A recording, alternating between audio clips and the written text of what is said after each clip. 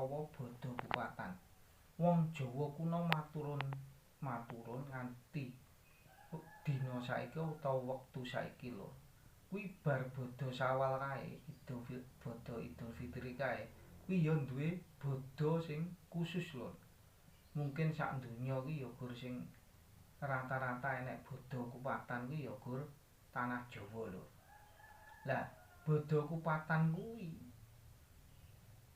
bada sing panganane gur kupat lur. Dadine Bada Kupatan kuwi sak donya mungkin sing nglakoni ya gur rata-rata wong Jawa. Di luar kuwi mungkin ya enek tapi enggak seramai wong Jawa. Wong Jawa kuwi lek jenenge wis kupatan ya wis dianggep Syawale wis entek. Tapi sejatine ya Syawal ki ya sak wulan lur. Lah Bada Kupatan kuwi dilakoni tanggal 8 Syawal. Ora tanggal 7 lur, tapi tanggal 8 Syawal.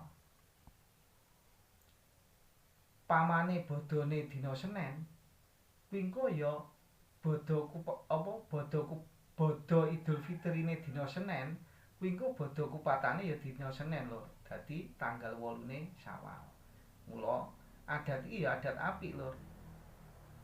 Iso nglubukne salah pamili tangga teparo. Monggo adat iki ya dilestarekne lan dijunjungi diniati kanggo silaturahmi.